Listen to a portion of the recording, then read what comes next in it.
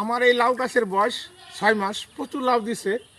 আজকে আসছিলাম যে লাউ গাছটা কাটিয়া নতুন করে আমি একটা গাছ রোবো, কিন্তু আইসা দেখি যে পরিমাণ জালি ছাড়তেছে নতুন করিয়া, এখন তো কাটতে যায় আমার কাঁপতেছে, হাত কাঁপতেছে। কারণ হলো এই জালিগুলো রেখে আমি কেমনে কাটি, কিন্তু এটার সময় শেষ আমার জানা মতে, যে এটা 6 মাসে বসে গেছে। মানে এখন বৃদ্ধর মধ্যে লাউ গাছ, গাছটাও যে সব মরা গেছে।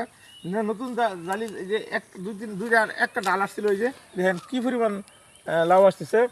তো আসলে লাউ এর ইয়া দেখা আমার মনে হইতেছে না আর কারি, কারণ এই যে লাউয়ের জালি, যে জালি জালি ছাড়ছে, মানে কেমনে কারি এটা খুব জরুরি। তাছাড়া আমি সামনে দেখাইতেছি আরও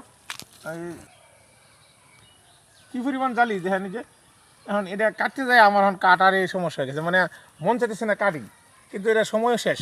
আর যেহেতু সময় শেষ, তখন না কাটতে পারতেছি না। কিন্তু তখন জালিগুলো টিকবে কিনা, যারা অভিজ্ঞ লোক তাদের কাছে আমার পরামর্শ যে আমি এই জালিগুলো রাখবো কিনা।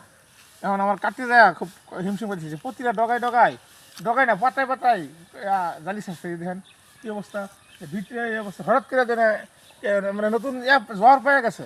কারণ এটা কাটতে ফেলতে ইচ্ছা করছিলাম, কিন্তু জালি দেখে আর কাটা সম্ভব হইতেছে না। তো আমার যারা অভিজ্ঞ মানুষ তাদের কাছে প্রশ্ন হলো, যদি এই জালিগুলো টিকবে কিনা আমার একটু কমেন্টে জানাবেন।